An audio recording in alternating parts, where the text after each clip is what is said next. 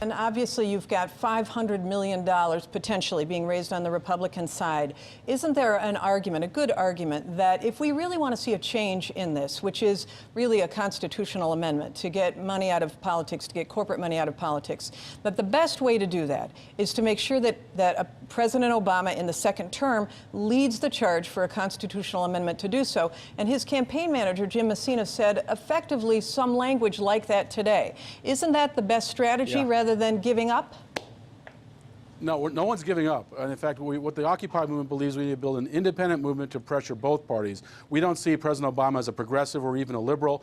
His health care bill reinforced the insurance industry. His Wall Street reform made the too big to fail banks even bigger. His energy policy favors nuclear energy. He's not a progressive. He's not a liberal. He's not what we see him as part of the corrupt system. I'm sorry to say.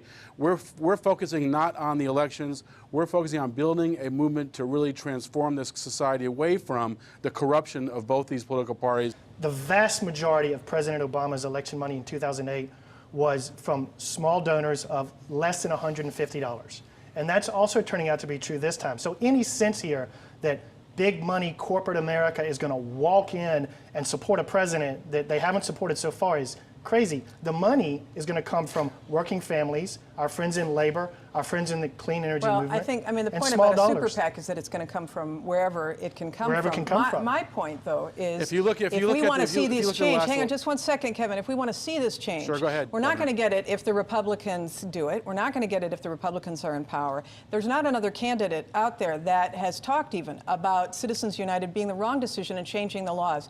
And I'm wondering if on the progressive side of the spectrum, and I completely understand what you're saying and your frustration about seeing this happen today. However, I feel like our best shot at getting the law changed is with President Obama, certainly then throwing in the towel with a Republican. Assuming that there is a national push, can the Occupy movement own this idea of, I know that's been something the Occupy movement has worked on, but can you own this in potentially a second Obama term, this issue of doing conventions, people's conventions, to actually see a constitutional amendment, which I think you'd have to go through instead of going through Congress? I think that may be the top priority. I think that may be the top priority of the Occupy movement. We'll see. It's a very decentralized process. There's a lot of talk about that. And I do think that getting money out of politics, reversing Citizens United, reversing Buckley that says money is speech, those need to be reversed in a constitutional amendment. That's the only way we can make those changes. So I think that could become a top priority for the Occupy movement to clean our elections up and make the system no longer a mirage democracy, but a real democracy where people count more than money.